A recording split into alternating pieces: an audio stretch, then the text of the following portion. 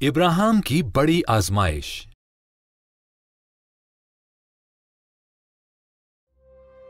खुदा ने इब्राहिम से एक बेटे का वादा किया था जिसकी नस्ल से दुनिया की तमाम कौमें बरकत पाएंगी। मगर इब्राहिम और उसकी बीवी सारा इतने बूढ़े थे कि वो औलाद पैदा न कर सकते थे। 20 साल गुजर गए। इब्राहिम अभी तक खुदा के वादे पर ईमान रखता था।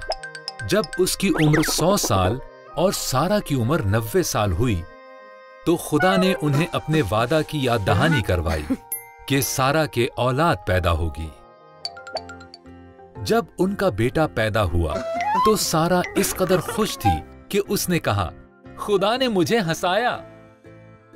और उन्होंने अपने बेटे का नाम इसहाक रखा जिसका मतलब है हंसी।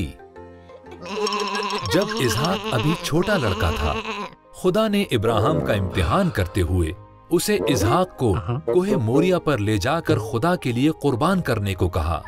इब्राहिम के लिए ये एक बड़ी उलझन थी, मगर वो अब भी खुदा पर भरोसा रखता था। इसहाक ने लकड़ियां उठाई और इब्राहिम ने आग और छुरी पकड़ी। दोनों पहाड़ पर चढ़ गए। कुर्बानी के लिए बर्रा कहां है? इसहाक ने पूछा। इब्राहिम ने जवाब दिया, खुदा खुद मुहैया करेगा। इब्राहिम ने कुर्बानगाह पर लकड़ियां चुनी और इसहाक को बांधकर लकड़ियों पर रखा।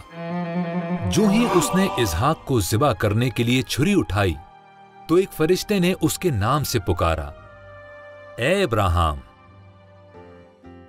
लड़के को नुकसान ना पहुंचा। फरिश्ते ने चिल्लाकर कहा, खुदा जानता है कि तू उसके वादे पर ईमान रखता है। वहां झाड़ियों की तरफ देख जहां एक मेंढा सींगों से अटका हुआ है। लड़के के बदले उसे कुर्बान कर।